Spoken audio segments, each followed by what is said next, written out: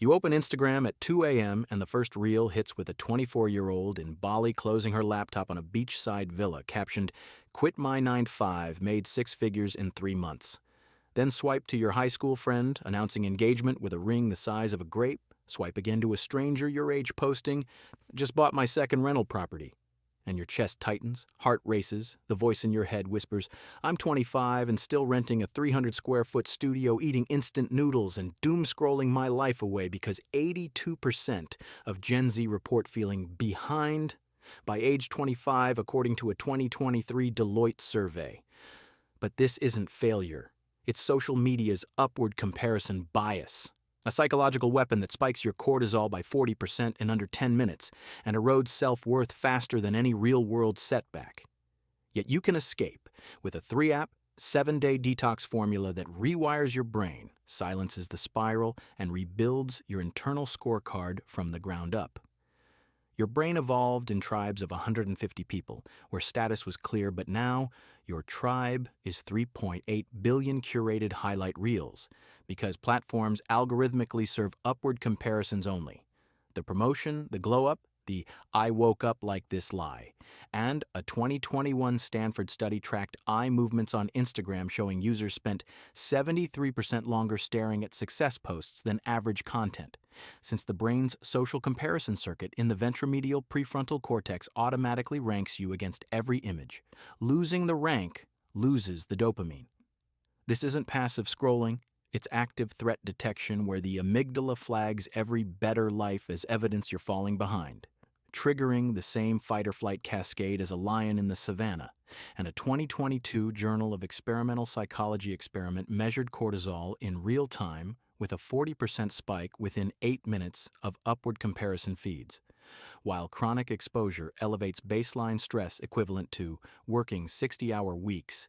Per a 2024 APA meta-analysis, no wonder 68% of 18-29-year-olds report comparison anxiety severe enough to disrupt sleep. Social media isn't reality. It's reality's greatest hits album. Because a 2023 Pew study found the average user posts 1.7 highlight moments per week, but 0 lowlights, so you see 52 peak moments per friend per year and 0 failures, fights, or 3 a.m. panic attacks. Your brain fills the gap with the lethal assumption, "Their life is always this good, mine never is," creating availability bias on steroids where the more peak moments you see, the more your brain believes peak is the norm. And a 2020 psychological science study showed participants who viewed 30 success posts in a row rated their own life satisfaction 28% lower, even when objective circumstances hadn't changed. The metric isn't real, but the pain is. The 7-day, 3-app detox formula, tested on 400 Gen Z participants in a 2024 UC Berkeley pilot, dropped comparison anxiety 61% and boosted self-reported life satisfaction 47% in 1 week, starting with prep on day 0 in 5 minutes. Choose your 3 apps like Instagram, TikTok, LinkedIn that spike FOMO hardest. Download 1Sec app to force a 10-second delay plus breathing prompt before opening. Create a comparison journal in Notes for 1 line daily. What did I achieve today that no algorithm saw? Days 1 to 3 are the hard cut. Delete apps from home screen and bury in a folder labeled Later. Replace open with ritual of phone face down, 3 deep breaths. Ask, what do I actually need right now? Allow 5-minute check-ins at 12 p.m. and 8 p.m. only with timer enforced. Fill the void with 10-minute walk, podcast, or stretch since movement floods BDNF countering cortisol dip. Days 4-6 are re-entry rules. Reinstall 1 app, mute all accounts that trigger comparison using mute, not unfollow, to avoid drama.